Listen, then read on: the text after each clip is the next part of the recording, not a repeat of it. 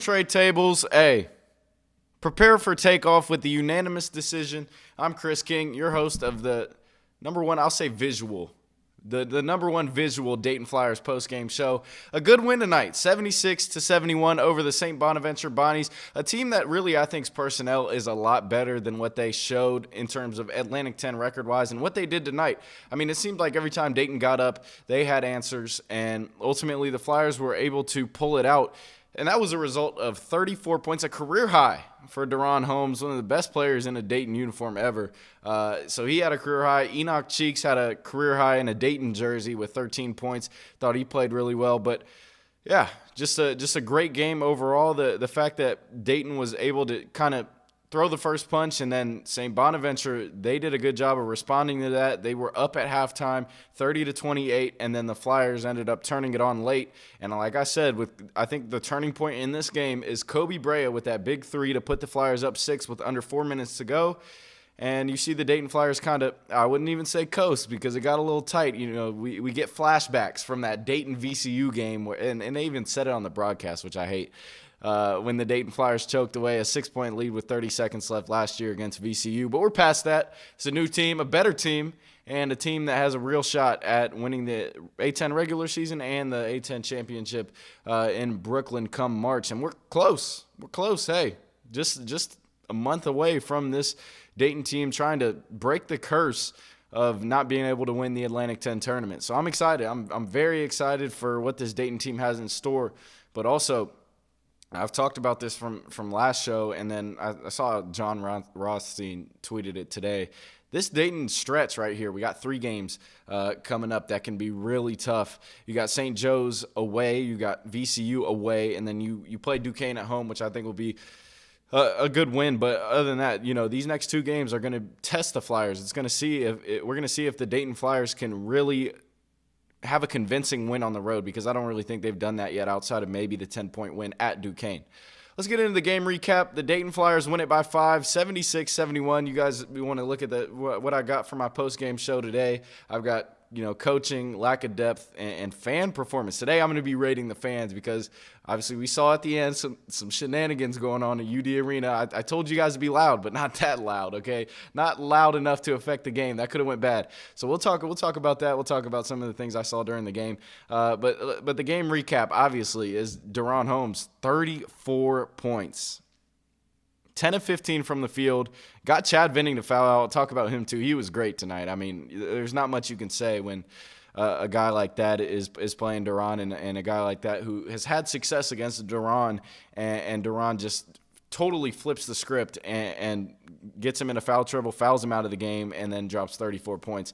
I mean, it was great. Great stuff from Deron tonight. He really did a good job of making good post moves, but also they occasionally they played it like George Washington. They occasionally threw the double at him, and he passed out of it, but also was able to get some buckets because nobody else had it. I'll just say that. Nobody else had it outside of Enoch Cheeks and Isaac Jack. We'll talk about that too. So Nate Santos, 4 points, 7 rebounds, 3 assists. Thought he was pretty good on the rebounding end, and, this is the St. Bonaventure team. The Dayton Flyers end up coming back and tying the rebounding battle, but this is St. Bonaventure team who can rebound, who has one of the best front courts in the Atlantic 10, that's why they lost that game last year, to be honest, because obviously our guard play wasn't as good, and obviously, Deron and Tumani were at least held to their means, so it was tough on them last year, but tonight the Dayton Flyers did a good job of trying to at least control the rebounding battle, make sure it didn't get too out of hand, and I think that's why you saw some success towards the end and some defensive stops that led to some buckets. Javon Bennett, 6 points, 1 of 5 as well, 0 for 2 from 3 as well, 2 rebounds, 4 assists. Played great defense, though. And this is what I talked about. This is what the clip I posted today. This is the kind of the theme and the identity of what I've been talking about with this Dayton defense, is that they're going to get after it. Obviously, the leading scorer was Micah Adams-Woods for St. Bonaventure, so they did have a guard who ended up, getting in past 15, past his season average. But I think that was a result of those 2 step-back threes at the end, garbage time kind of shots that just were prayers, and they went in. But you did a good job, and you held Kyrell Luke to 0 points. He only shot 2 times. You held Flowers to 6 points. You held Daryl Banks to 6 points after he's been lighting it up from three. He shot 2 of 8 from beyond the arc, 2 of 10 from the field. So great defense, and that's a result of having Javon Bennett and Enoch Cheeks on your team. Kobe Elvis, 2 of 8 from the field, 0 of 2 from 3, 2 rebounds, 1 assist, just 4 points on the night. Didn't play that much because I thought Enoch Cheeks had it going, so that was good on Anthony Grant. But then, obviously, we saw Kobe Elvis close out the game. So, interesting there because Enoch, I was actually looking, and I talked to somebody about this on Twitter, is that, so I saw this, and it was Enoch Cheeks and Javon Bennett who – Enoch Cheeks was on. All right, sorry. Enoch Cheeks was on the bench, right? He was on the bench, and he ended up. Sorry, I got to change this. I got to change my stream. There we go. We're back on Twitter. Sorry, I messed up. So Enoch Cheeks was on the bench. He was hurt. He was coming off the bench, and Kobe Elvis had to get on. And ultimately, it just kind of messed things up because we don't know if there's an injury there with Enoch Cheeks, if there is a cramping or whatever happened. But he ended up coming back in the game, so Enoch Cheeks. But, hey, look, Cheeks played tremendously. I thought Enoch Cheeks was great tonight. He was being aggressive. He was scoring at will when he takes it in the paint. When he was being aggressive to try to get it inside, and I thought that was great. Knocked down a big three for the Flyers in the first half. So Enoch did a great job. And then he was 1 of 3 from 3, 5 of 9. But he had a career high in a Dayton uniform. He's only had 11. That's his best game, I'd say, offensively. So it was good stuff. The Dayton Flyers end up winning 76-71 on the bench. We'll talk about Isaac Jack and what he was able to do. 8 points, 6 rebounds, 3 of 3 from the field. And I thought he was a little shaky to start, but and we'll talk about this when we talk about obviously the coaching. Let me change this title. So we'll talk about the coaching in a minute with that lineup that they had in. But yeah, I just changed this title. All right, so we're all good to go. There we go. We'll talk about the lineup they had out there when they took out Duran in the first half. It was interesting. I don't know what they were doing there. Kobe Brea didn't shoot much tonight. 3 of 7 from the field, 1 of 4 from 3, but hit probably the biggest shot of the game when it was, I believe it was 64, 61 maybe, and he knocked down a 3, big one, and like I say, you're always 3 points away. You're always 3 points ahead with Kobe Brea on the court, one of the best shooters in the country, the best shooter in the country statistics-wise. So just a great performance from top to bottom. For those of you just joining, I'm Chris King, and this is the unanimous decision. I do these post games now from here on out pretty much with the Dayton Flyers, and looking forward to getting into March, getting into the Atlantic 10 tournament. But, hey, look, one thing I just want to preface for all the Dayton fans is that we need to enjoy these victories. We need to enjoy these games because this season has flown by. I mean, we're already 21 games in. Dayton Flyers 18-3. And these performances, these career highs, Enoch Cheeks career high for the Dayton Flyers in a Dayton Flyers uniform, and Duran Holmes with a career high in a Dayton Flyers uniform. These performances should not go unnoticed, and they shouldn't be brushed by. Like, these are the games where you should really sit back and appreciate what we have, because when you take a look at the past couple of years, it hasn't been that, right? It hasn't been that successful in the Atlantic 10. You haven't started off 8-1, and you haven't had a team that's showing up in bracketologies, and you haven't had a team that's in the top 25. So these are the performances that you really have to kind of immerse yourself in the moment and appreciate what you have, because like we know, it can all be gone in just a moment. So just super glad that the Flyers were able to get a win, stay undefeated at home. They're 8-1 in the Atlantic 10, just a half game behind Richmond. And tomorrow the Spiders play VCU, so that's a rivalry game. And you're looking at this schedule for Richmond, and you're like, this is a game that could possibly catapult Dayton back into a first-place tie. Obviously, they probably get the tiebreaker. But Yeah, like these are the games that you just have to kind of sit back and appreciate, and just glad that they didn't choke it away. If you're just now joining, like I said, like before, I got this on Twitter, was they talked about how the Flyers ended up choking the VCU game last year. 6-point lead, 30 seconds left, and the Dayton Flyers, they choked it away. And so for Dayton to be, honestly, St. Bonaventure answering every punch, and they're coming back and they're knocking down threes. They won't go away. For Dayton to kind of just make sure there was no doubt and get the ball into Duran when it was a 3-point game, get him to the line. Really important for Dayton to pull this one out. So St. Bonaventure goes to 4-5 in the Atlantic 10. 13-8 overall, but I will say that this performance from St. Bonaventure shows that this is a team who has a better personnel than their record shows. They've got a ton of guys, they've got a ton of weapons who can hurt you, and they have the depth that honestly the Dayton Flyers are lacking. So really impressed with what St. Bonaventure was able to do in an away environment, in a great crowd tonight. And we'll talk about I got fan performance on the right side of the talking points, but yeah, so there was some instances where there was just some unfortunate things happening at the end that you don't want to put your team in jeopardy of getting a technical foul. So we'll talk about that. So did the game recap. Let's talk about the St. Bonaventure Bonnies though. Asamvo, he was great. He shot 2 of 5 from 3, but the Flyers did a good job of limiting his 3-point looks. Chad Venning, like I said before, if you're just now tuning in, and if you missed this, he was great tonight. He was elite. Thought he did a great job of, just posing his will down low and being a big guy and trying to obviously prevent Duran Holmes, but Duran just kind of flipped the switch from what it was last year. And Duran Holmes did a good job tonight, obviously making him foul out. He had 5 personal fouls.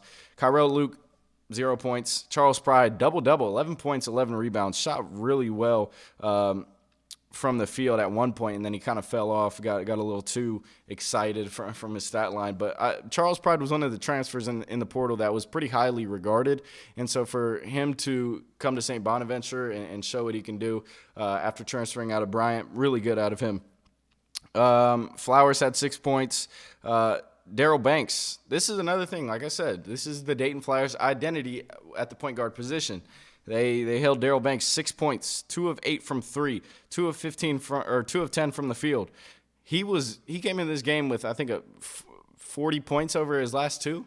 So he had it going, and then the Dayton Flyers shut it down. Micah Adams-Woods had 17, but obviously those last 2 threes were kind of prayers. So the Dayton Flyers did a good job. Once again, their identity is with Enoch Cheeks, and Javon Bennett did a great job on him. So good stuff all the way around. And I thought Dayton did a good job of just making sure there was no doubt at the end and making sure that they could knock down some free throws. Look, you get into the double bonus, and ultimately your chances are a little bit higher. So they made their free throws at the end and ultimately prevented the catastrophe that was VCU last year. All right, so some questionable coaching, some questionable decisions, and I want to start with the Dayton Flyers 4-minute. I think it was a 4-minute stretch where the lineup went out of, I think it was Javon Bennett, Enoch Cheeks, Kobe Brea, Duran Holmes, and Nate Santos. That lineup went out. So Nate Santos sits the bench. Duran Holmes sits the bench. Enoch Cheeks sits the bench. That's when Dayton had, I think it was a 17-9 lead, 17-8 lead, a 9-point lead. But not only do you sub out the lineup that had it going, you also introduce a 1-3-1 that obviously didn't work because right away they come and hit a 3 and make the lead 17-11. So ultimately there was question marks anyway about what they were doing in that little 4-minute stretch. I think it was 12 minutes to 8 minutes in the first half. There was question marks. I didn't know what they were doing. It was weird. Yeah, and you brought in Kobe Elvis, who didn't have it going. You had Enoch Cheeks, who just literally scored 9 points out of the 17. He had more than half of the Dayton Flyers' points. And you take him out. No foul trouble. He was fine, but why does he need a breather at that point? That's why that's probably a part of the reason he can't get it going offensively is because you yank him after he's got 9, after he's 3 of 5 from the field, after he just had a big dunk that got the crowd going, after he's locking up on defense. So Enoch Cheeks shouldn't have been subbed out of that game anyway. Neither should have Duran. I don't know how many fouls he had at that point, but he ended up with 3. I think he had 2 at the end of the half, so it couldn't have been that bad. Couldn't have been that bad. I don't understand. This is the problem with Anthony Grant's rotation sometimes. Look, I'm normally a good fan. I'm a fan of Anthony Grant. I'm a fan. I think he's an okay coach. But it's instances like these where you get the fan like me to question what's going on. Because you throw out Petros Padegimis, you throw Isaac Jack out there, who played well. I thought he was great. But at that moment, that rotation just didn't have it going. Nobody could get the ball. Nobody could facilitate offense at that point. Kobe Elvis didn't take charge. We saw that. He was 2 of 8 tonight. 0 of 2 from 3. So that lineup allowed them to get in the game, allowed them to get back, to claw back. Had your offense at a stalemate, which we see a lot. But I also say that the players didn't help because they were getting a lot of stops too, and early on they were just taking transition threes and just throwing it up just to try to get the crowd going instead of taking the easy ones, finishing at the rim. So that's why you saw the sloppy play in the first half. So I thought in that 4-minute stretch, 12 to 8, 12 minutes to 8 minutes, it was bad. It was bad. Then we get into the 1-3-1, which was just god-awful. Guys didn't know what they were doing. Guys weren't filling gaps. Guys weren't closing out hard. I don't know what they were doing. I don't think they knew. So that obviously didn't work, but then you consistently kept going to it. So that was my biggest problem of the night. I think a lot of people echo the same thing on Twitter too, was that the guys didn't know what they were doing on the 1-3-1. The zone was bad, but also you didn't have to move away from the man defense in the first place. You were forcing turnovers. You were forcing missed shots. Guys were defending well. They weren't fouling too crazy. And when you play a team like Mark Schmidt's St. Bonaventure Bonnies, they'll make you pay. And they did that tonight, but ultimately, the Dayton Flyers get a win, 76-71. Look, yeah, the coaching there was very questionable. Very, very questionable. Was not sure what they were doing with the 1-3-1. I'd also say towards the end, Enoch Cheeks, Trey Crosby goes in and says, he goes in and says, Flyers dubbed. Let's go. Big dub. And I saw you hit on the Holmes play, so there you go. But, yeah, I thought also towards the end, I don't know what's going on with Enoch Cheeks, but he didn't get in, and Kobe Elvis turned the ball over late, and it was just all bad. So, Enoch Cheeks, hopefully there's not an injury there. Hopefully there's no cramping there because that would be a huge blow. But other than that, I thought the coaching did a good job of at least recognizing the advantages they had and trying to attack the big men of St. Bonaventure. I think that's one of the best backcourts in the Atlantic 10. It's one of the best backcourts the Dayton Flyers are going to see in the country because Samvo can shoot the 3, and then Venning is just a really good player, man. He can score from all 3. I don't know about all 3 levels, but he can step out and hit the mid-range, and he did a good job in the paint. And I think Isaac and Petros had a problem with that from 12 minutes to the 8-minute stretch that they ended up changing the subs out. So that's why you saw what you saw. I think if this team was like coached a little bit better during the game and Anthony Grant didn't make those adjustments that he did, this is my problem also, like, I mean, I already kind of touched on it, is the fact that when guys are hot, stop taking them out. And when you have a big lead, stop taking them out. I get it. They need a breather. But think about it. Think about when you're in March. Think about when you're playing your best ball. And you're playing your most important ball. Are you really going to be having Petros out there? Or are you going to have guys going 37, 38 minutes? Because that leads me into the lack of depth. This team doesn't have depth, guys. This team is about 7 deep at most. At most. Isaac Jack and Kobe Brea. Now, that is a product. This is not on the recruiting. This is not on who they brought in during the offseason and the transfer portal. This is not on them because Malachi Smith, game 1, SIU Edwardsville, he tears his meniscus and he's out for the season. So your guard play is already a little thin. But the front court, man, like you redshirted Jayon Simon. Okay, he might not be ready. He's a 4-man. He might be able to play the 4, maybe a little small for the 4. But I just don't see a reason why you feel like you need to get Petrus in during these moments and for you to be up 9 points early on in the game. I think we saw it in the Richmond game as well. That might have been foul trouble, but I just don't see. I don't see why. I think that this team will have to be really strong in disciplined in games that they're going to have to play a lot of minutes down the stretch. So why act like you're this deep team that you can just throw guys out there? We see it with Zimmy all the time. I love Zimmy. And maybe he could have gotten in instead of Petrus tonight because maybe he plays a little bit better defense. But we see that problem way too often with Anthony Grant so far this season is you're trying to get guys minutes who maybe don't deserve it. Now, there have been flashes from each. Isaac Jack tonight played well. Not during that stretch, but played well. Petrus, Cincinnati, defended well on the big guys. But tonight, in a game that you really shouldn't lose or a game that really shouldn't be – I mean, it could be close, I guess, because they kind of got up. They were shooting the ball well at the end. But, being up 17-9, I don't see it. I think you need to roll with who has the hot hand. You need to roll with what's working. And you don't need to force the substitutions at the guard spot when you have a guy like Enoch Cheeks who can really benefit this team come March by scoring the basketball. He was the only other Flyer in double digits tonight. 13 points out of Enoch Cheeks.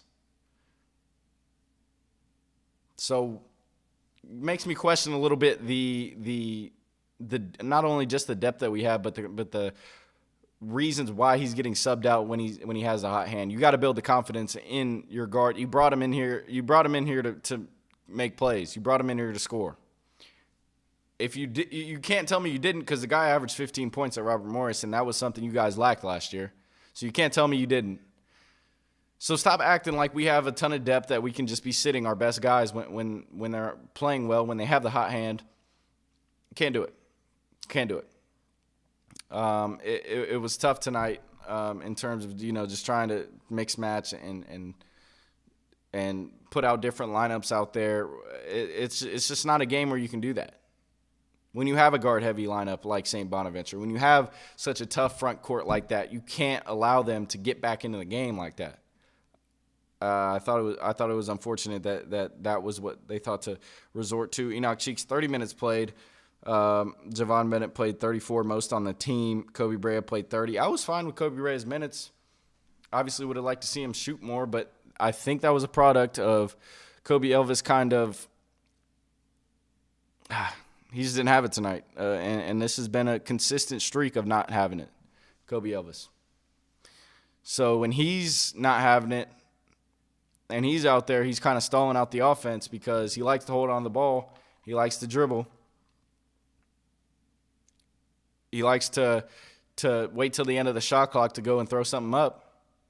So that's why you didn't see much from Kobe Brea. But when Kobe Brea got it going, and I've talked about this, and this has been a consistent thing now, is when he got it going, he saw the ball go through the basket. He didn't start well. He didn't start 2 for 4 and end at 3 for 7. No, he probably made his last 3 shots.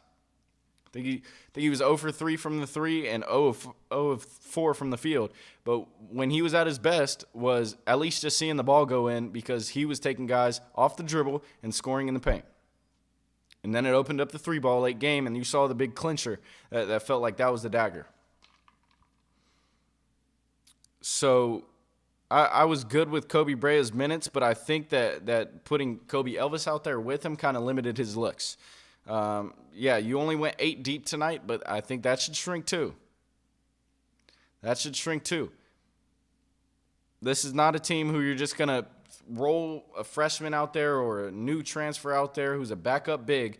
This isn't a guy. These are Petrus and Isaac. Now, I love what Isaac did in the second half, and I'll talk about that. But you're not going to just all of a sudden, 21 games in now, you're not going to make them feel more comfortable by just throwing them in there when you have a lead. Now, I get it. You're up 20. You're up 25. Go ahead. Do what you want, Coach AG. Do what you want. Throw them in there. I don't care. Because I trust you to recognize that they are mismatched by one of the best front courts in all of the Atlantic 10. But tonight, it was unfortunate that 4-minute stretch kind of brought them back into the game when you tried to throw your depth out there in the first half. So that was what I saw during that stretch. Let's take a look at the comments. Was at the game. There's some weak energy in the crowd and players. Seems like Richmond, Holmes, PRA, easy money. Yes, sir. Yeah, the crowd. I mean, that leads me into the fan performance. So I thought the crowd was a little weak tonight. I'm not gonna lie. I thought it was a little weak. I don't know what that is. People just got to be in there making noise, man, and making sure that they know what we have now that we've been missing for a couple of years. You have a team that's in the top 25. You have a team that feeds off your energy. You have a team that really, really feeds off of great crowd energy.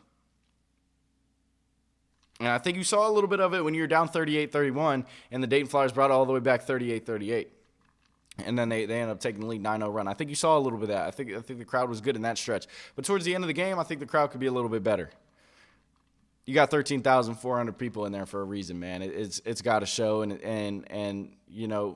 I'm not going to fault the crowd for why St. Bonaventure was able to hang around, because ultimately they were good at just knocking down shots at the end. At the end, they were just really good at knocking down prayers, and they were able to keep themselves in the game. But what I do want to talk about, did we see the streamer, whatever they called it, the little balloon or whatever it is, that got thrown on the court? Horrendous. That's awful.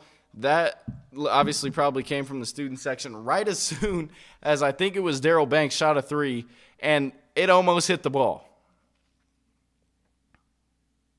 Now, Samvo was able to corral it and dunk it, and they got a dunk, and I think the officials just kind of brushed it off. But ultimately, that can get you a technical foul, and that would have been disastrous. It was I think it was a maybe 5-point game at that point. 5-point game, so they get 2 free throws and the ball back, potential to tie it. Just disastrous, just stupid. What are we doing?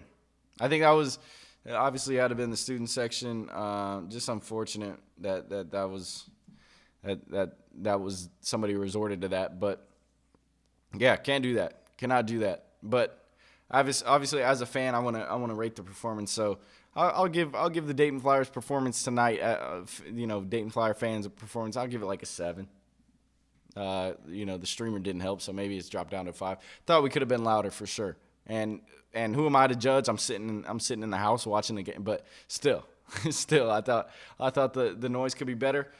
And like I said, you guys got to appreciate what you have as a team and appreciate these type of performances, these big home wins, because they can all be gone in a second. So just got to be better there.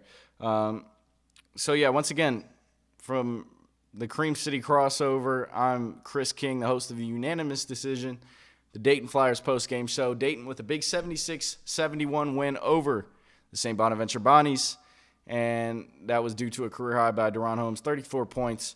Let's just talk about Deron Holmes for a minute.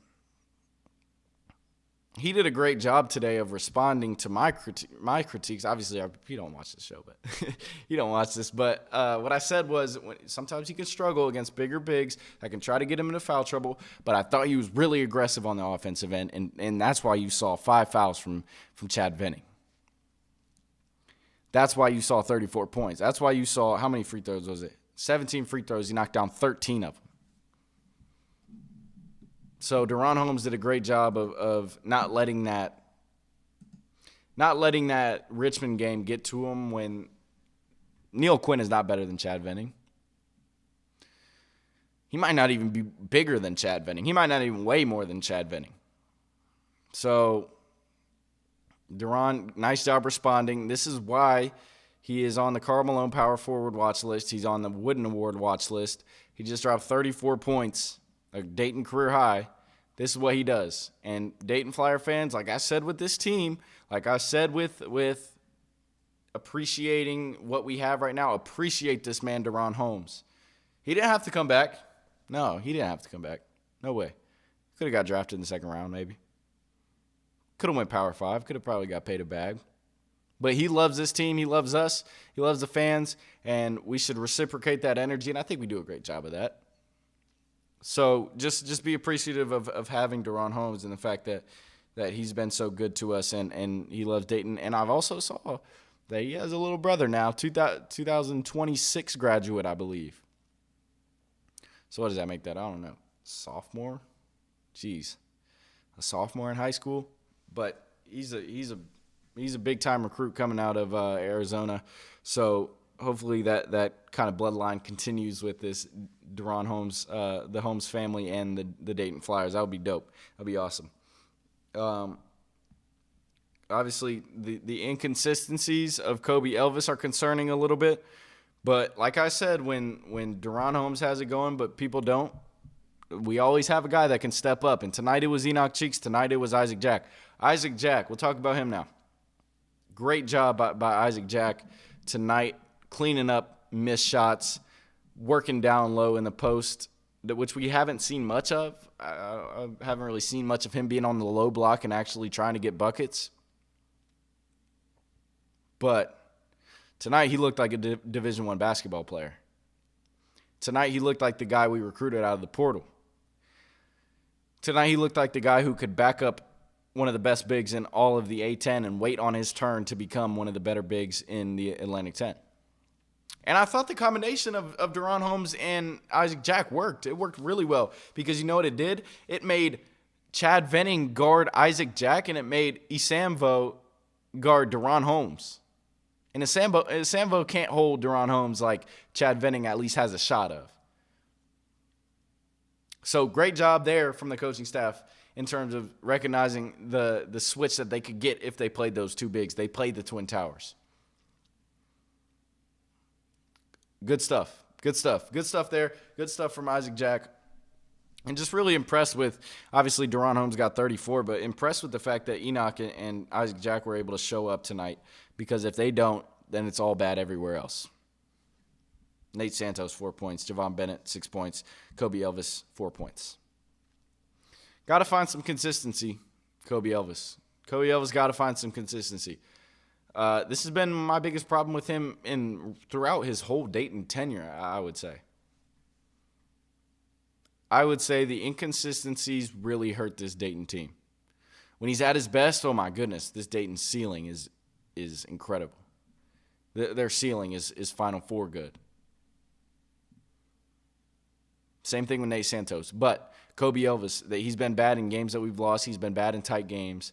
But he's also shown flashes of why this Dayton team is ranked so high, why this Dayton team could become a big threat in March. So I say that to say I still have faith. I think he can be good. He just got to figure it out. He's just got to figure out his shot. He's got to figure out how to get open looks. He's got to figure out how to keep creating for his teammates, because we don't want the ball to be stuck in Kobe Elvis' hands at the end of shot clock. So, yeah, Kobe Elvis got to be better.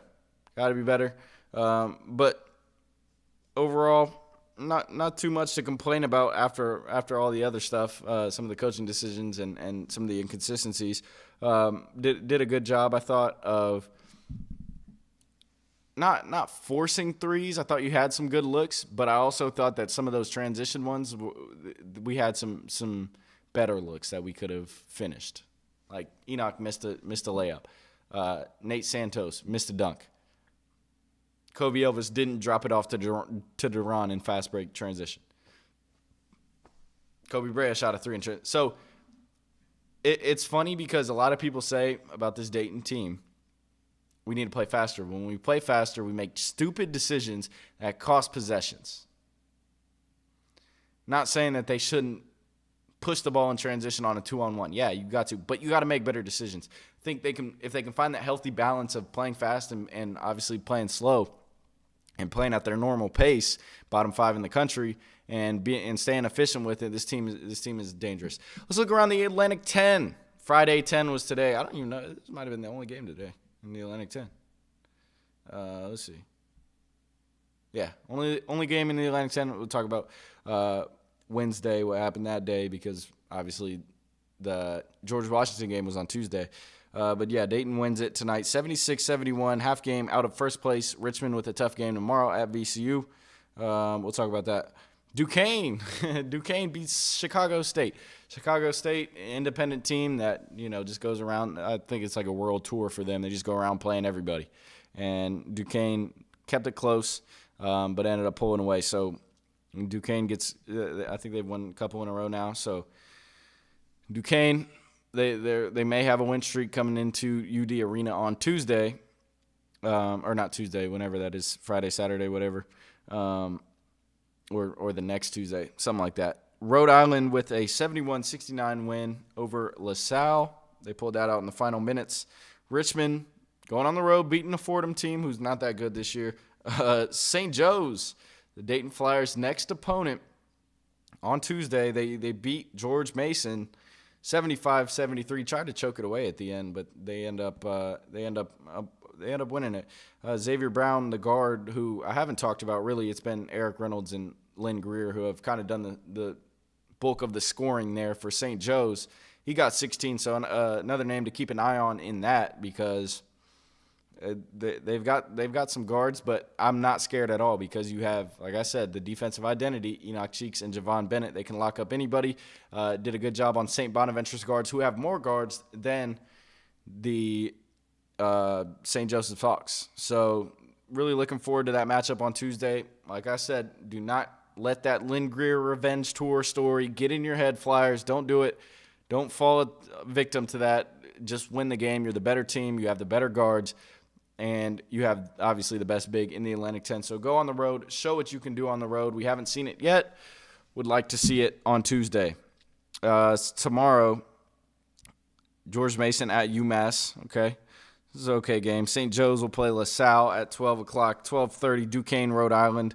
We'll see if Duquesne can keep that win streak up. Fordham, St. Louis, just a battle of just the toilet bowl. Richmond and VCU, yeah. So at VCU favored by 2.5 points at 4 p.m. It'll be a big one. But also we're going to have to, after this St. Joe's game, we're going to have to go into that same building. So we'll see what we get from this Dayton Flyers team on the road. I'm excited to see what they're able to accomplish if they all have it going. Now, we know the inconsistencies of the guard play that need to tighten up. They need to tighten up for sure. But if they can do that on the road, I think they'll be fine. Around college basketball, Akron and Toledo, battle of, I think, first and second in the MAC, both 8-1. Akron up 47-36 at halftime over the Toledo Rockets. Kent State with a big win over Buffalo. See, Friday nights, this is literally Friday 10, because none of these games are really that good. But we talked about this too. Iowa with the 79-77 win over the Ohio State University.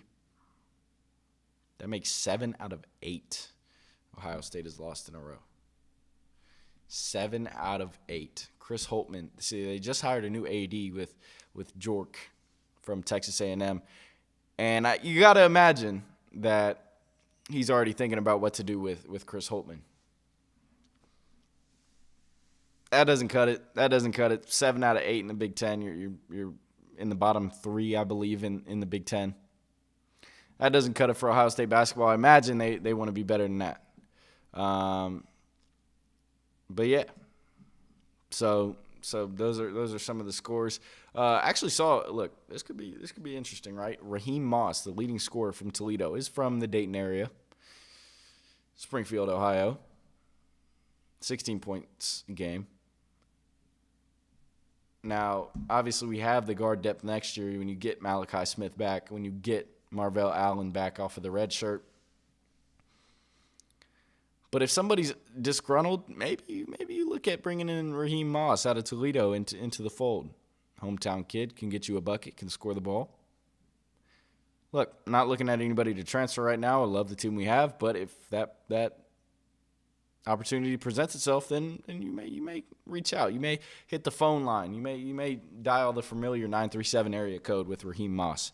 So yeah, let's take a look at what the Dayton Flyers have moving forward. And I've talked about this, but just want to really reiterate. Away at St. Joe's, got to win it. Got to have it. Tuesday, 8 o'clock in Philly. Away game. This Dayton team on the road now sits at 4-2, but would like for that second loss against Richmond. Obviously lost to Northwestern in the beginning of the season. I would like for that to be those two to be the only losses for the rest of the season. But you got some tough ones on the road. You go to VCU after.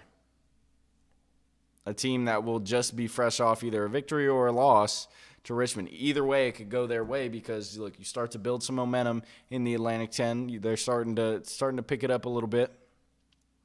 And so either way, if they lose to Richmond, they're going to be coming out with a vengeance. That's a rivalry game.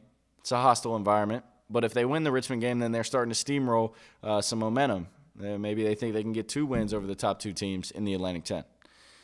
Then you play Duquesne at home, then Fordham at home. Those 2 games should be wins. At George Mason, haven't really played well in that building. And then home versus Davidson to close it out. Look, this February stretch, 7 games, I want to go 7-0, 6-1 at least. 7-0, 6-1 at least. You already took care of business on the first one, the toughest game probably, maybe in this stretch, unless you want to count VCU. But I think St. Bonaventure's personnel is a lot better than what they've showed so far, 4-5 now, the St. Bonaventure Bonnies sit. And then March, you cap off with 2 away games versus Loyola Chicago and St. Louis. Those are games you could slip up as well. And then VCU at home to close it out. And hopefully you're cutting the nets by that point. So, Richmond, 8-0. We'll see what happens tomorrow at 4 versus VCU. Dayton, 8-1, half a game back. Loyola Chicago, 6-2, 2 games behind. And VCU in the 4th spot at 5-3. Got like a 4-way tie in the middle of the pack of 4-4. Rhode Island, St. Joe's, George Mason, and UMass. And then obviously St. Bonaventure dropping down to 4-5. They just don't play well away from their building, and I don't bash them for it because the Dayton Flyers haven't done that either. But they're 1-5 away from Olean. So that hopefully we don't see them maybe in the first round of the Atlantic 10 tournament because that's a good team. That's a good team. And then the rest of the pack, obviously you got St. Louis in last place, LaSalle 2-6, and 13th Duquesne in 12th, and then Davidson Davidson is in 11th. George Washington, Fordham are in 10th and 9th at 3-5. So just want to see us keep winning. Just keep winning and figure out some of those coaching mistakes that I talked about tonight. It'll be fine. It'll be fine. It'll be good for sure. Yeah. Good stuff from Deron Holmes. 34 points tonight. Career high in a Dayton uniform. And he took off tonight. So, I'm Chris King once again for the unanimous decision. This has been fun. It's been a great thing that I've started is just getting out there more in the Dayton fan base, and I'm sure you guys enjoy listening. And I've appreciated all the messages and the comments and all the subscribers on YouTube. Done a great job of that. It's been fun. It's been fun to do it. And I'm excited to keep doing it. Maybe have some guests on here soon. Stay tuned. Some fun guys that probably be some entertaining characters, so that way you don't have to listen to just me. So yeah, I'm excited for what's to come. This Dayton Flyers team sits at 18-3 going into next week with a new ranking. Hopefully they'll jump up a little bit. And then they play St. Joe's at 8 o'clock. We'll have postgame here, and then the Bucks game will play after that against the Phoenix Suns away. Also have a postgame show on Saturday for the Milwaukee Bucks. Kind of got that messed up today. So if you're tuning in and you were like, wait, why did he start the stream so late? Well, it was some technical difficulties on my part. So But hopefully I gave you guys some good information, good info, good stuff throughout. And, yeah, let me know how you like it. Let me know what I need to fix. Let me know what I could do better. And, we're always open to constructive criticism over here. But, yeah, tune in tomorrow. Me, Trey Crosby III, John Tyus, and the Cream City Crossover Milwaukee Bucks postgame show. We're going to snap tomorrow. It'll be fun. Dallas Mavericks game, important game. Haven't won a game under Doc Rivers at all this year. 0-2. So hopefully they get their first win, and it will be in Dallas. So a fun one tomorrow for you guys. Also on radio, 97.3 The Game FM in Milwaukee. Also streaming on iHeartMedia and the apps and the platforms with iHeart. So it'll be fun. Good stuff tonight. The Dayton Flyers win it 76-71 over the St. Bonaventure Bonnies, led by Deron Holmes, Enoch Cheeks, Isaac Jack in scoring.